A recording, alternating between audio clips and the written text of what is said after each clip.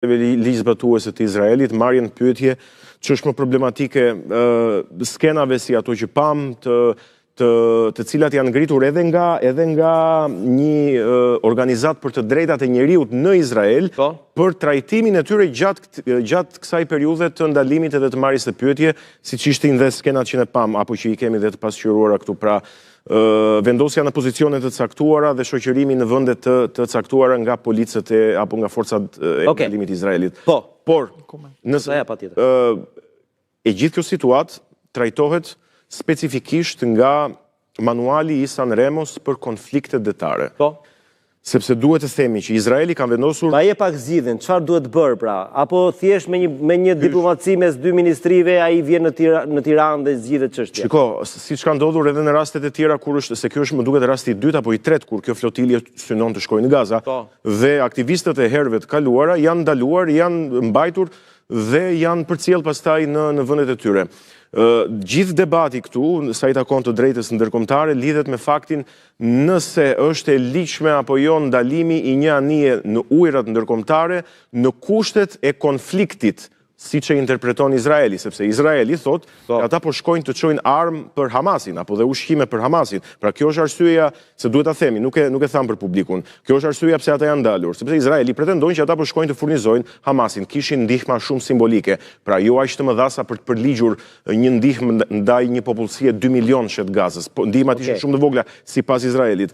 Dhe manuali i Sanremos qartazi, duke ju referuar edhe kartave të tjera, konvenave të Gjenevës e tjerë që lidhen me të drejtat e njeriut, thotë që kjo është një situatë në thelb problematike, sepse sido që të jetë puna për ta përmbyllur dhe për të mos e bërë shumë të komplikuar për ata që na ndjekin, është e ligjshme, është legjitime që ti të shkosh dhe të përpiqesh të ndihmosh një popullsi që gjendet e rrethuar në blokadë dhe që vuan në mënyrë shproporcionale pasojat e luftës, pra vuan urin. Që ta bëjmë më të thjeshtë për publikun, rrezikon ndonjë pasojë juridike Goxhaj nga autoritetet izraelite apo jo? Nuk besoj. Tani ata kanë miratuar lloj-lloj ligjesh në këto kushte, pra janë në një situatë jashtëzakonshme në pikpamje të së drejtës dhe të ligjeve dhe gjithçka mund të pritet, por për vetë faktin që kjo çështje është bërë publike dhe është ndërkombëtarizuar dhe është mediatizuar, mendoj që kjo është mund të kemi një, e kuptova. Në rastin konkret. Mirë, të falenderoj, po, kishe diçka rriti shumë shkurt se jam në lidhje me atë që thaj më parë sa i përket sigurisë. Vendet e Gjirit Persik dhe të ngushtisë së Hormuzit, pra në zonën aty, për vitet tëra kanë pasur baza amerikane në territorin e tyre pikërisht me idenë e mbrojtjes potenciale nga sulmet e Iranit, dhe është pikërisht fakti që kanë bazat amerikane aty që bombardimet me dronet iraniane e kanë dëmtuar ekonominë e këtyre vendeve duke e kthyer dekada pas.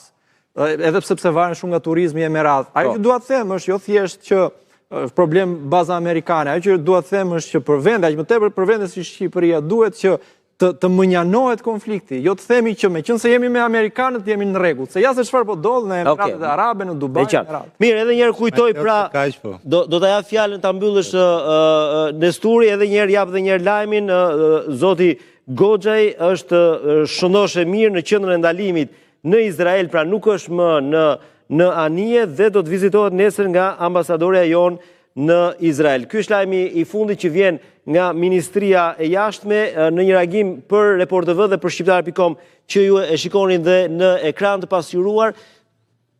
Mund ta quajmë zgjidhur çështjen apo është thjesht hap i parë, Nesturi, në aspektin diplomatik? Jo. Për ta kthyer në Shqipëri them, në këtë sens. I zgjedhur nuk është. Derisa të përfundojë se aty besoj se do të ketë masë sigurimi e tjerë e cilat do të gjykohet. E qartë. Pra janë në një vend grumbullimi, themi, sepse nuk mund të themi as ndalimi, dhe që do të shikohet, do të hetohet nëse janë ato të cilat dyshojnë apo jo.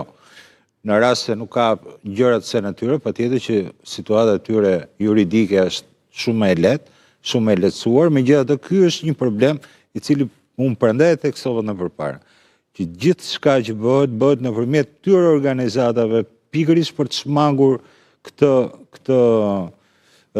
temi incidentet se natyre cilat në një botë kaosi ku gjithë kusht hyn apo bën gjërat se natyre, patjetër do të krijojë incidente. sepse edhe shërbimet mund të hynë nëpërmjet formave të nëpërmjet këtyre formave të quhet rëndime humanitare. Pra mund të ketë dhe shërbime që mund godasin Izraelin. Pra të gjitha merren në konsideratë, nuk e di nëse kjo ishte ide. Pastaj, domethënë që duhet jemi ne me Izraelin apo jo, nuk është vetëm çështja e Amerikës. Ne kemi shumë gjëra të përbashkëta në një farë mënyrë. Nëse e vendosim në kontekstin e rajonit, Shqipëria rrethohet nga një botë slave.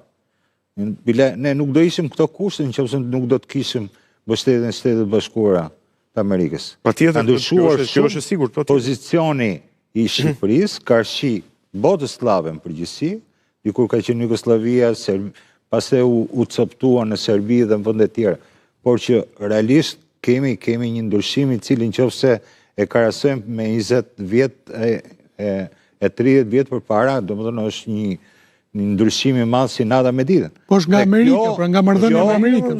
Dakord jemi për këtë gjë. Nëse bëjmë një lloj paralelizmi, edhe krimi i shtetit që është i Izraelit, pikërisht e rrethuar brenda një suaze të një bote arabe rreth e qark, ka gjëra të përbashkëta të cilat patjetër që na bëjnë të ngjashëm. Po themi gjeografitë përbashkët, po themi interesat e përbashkëta. Po edhe interesat bashkohemi. Pra, po këtu fillojmë pra. Madje sa i takon interesave, është Izraeli që po bën marrëveshje armatimi me Serbinë dhe me Greqinë.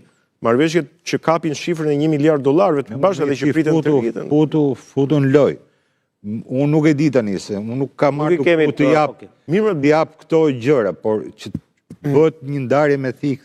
I bëu me Amerikën, po mos u bëj me Izraelin. Bëj këto.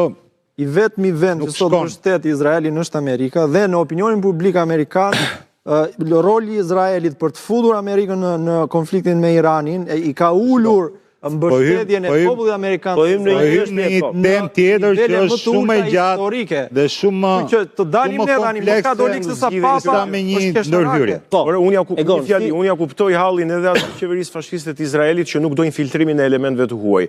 Dhe nga pikpamja e drejtës ndërkombëtare mund ta kishte bërë këtë që ta lejon ti shko, kontrolloj anijet, kontrolloj personat, a kanë arma, kanë materialet dhe pas ushtrimit të këtij kontrolli të imtësishëm dhe kur e kuptojnë që kanë makarona dhe oriz aty, lejoj që të shkojnë dhe të mos të bjerë për tokë edhe reputacioni ndërkombëtar yt. Prandaj them se me këto skena vazhdon thellë më thellë zhytet reputacioni ndërkombëtar. Shkojmë publicitet dhe rikthehemi për të folur për ambasadorin e ri amerikan që pritet të mbri shumë shpejt brenda verës në Tiranë, pas pak.